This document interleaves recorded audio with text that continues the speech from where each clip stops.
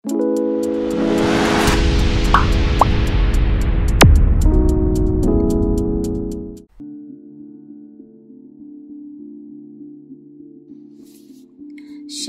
Bapak Ibu Saudara yang terkasih dalam Tuhan.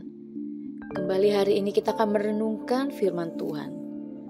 Terambil dari Daniel 6 ayat 5-6, lalu ayat 9 sampai ayat yang ke-11.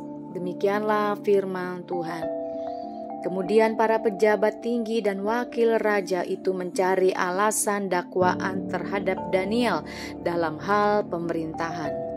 Tetapi mereka tidak mendapat alasan apapun atau sesuatu kesalahan, sebab ia setia dan tidak ada didapati sesuatu kelalaian atau sesuatu kesalahan padanya.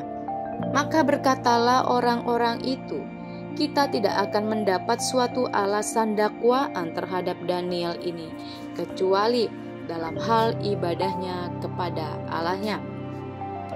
Oleh sebab itu ya Raja, keluarkanlah larangan itu dan buatlah suatu surat perintah yang tidak dapat diubah menurut undang-undang orang Media dan Persia, yang tidak dapat dicabut kembali. Sebab itu Raja Darius membuat surat perintah dengan larangan itu. Demi didengar Daniel bahwa surat perintah itu telah dibuat, pergilah ia ke rumahnya.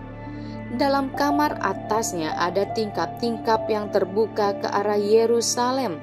3 kali sehari ia berlutut berdoa serta memuji Allahnya seperti yang biasa dilakukannya. Tema renungan pada hari ini, gunakanlah waktu untuk berdoa. Persekutuan Daniel yang erat dengan Allah Israel menyebabkan Daniel memiliki semangat untuk mengabdi dan mengambil tanggung jawab yang tinggi dalam jabatannya. Bahkan, ia dikenal sebagai seorang yang saleh dalam beribadah. Hidup di tengah-tengah lingkungan yang tidak percaya Allah selama bertahun-tahun tidak membuat Daniel mengubah sikap hidup dan imannya kepada Allah. Ada aksi dan ada reaksi dari pihak-pihak lain.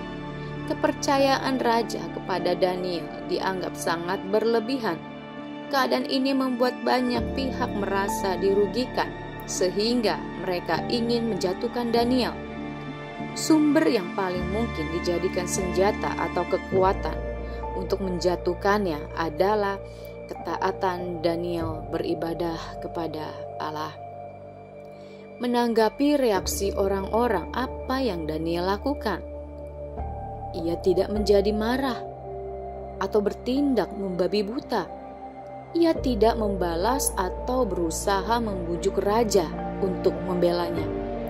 Tetapi justru sebaliknya, ia tetap bertekun di dalam doa kepada Allah, seperti yang biasa ia lakukan. Daniel tidak mengurangi atau mengendorkan jam doanya. Daniel tidak memilih untuk memprotek dirinya, tetapi ia memilih untuk tetap beribadah kepada Allah. Apakah Daniel tidak tahu ancaman yang membahayakan dirinya kalau ia kedapatan menyembah Allah? Ia sangat tahu itu. Namun inilah pilihannya, yaitu mempergunakan waktu yang ada untuk berdoa dan beribadah kepada Allah, apapun resikonya, apapun tantangannya, dan apapun bahaya yang sedang mengancamnya. Bapak Ibu Saudara, bagaimana dengan kita?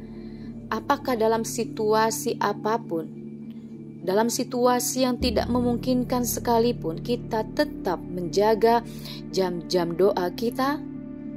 Mari Bapak Ibu Saudara, tetaplah gunakan waktu yang ada untuk bersekutu dengan Tuhan melalui doa-doa kita.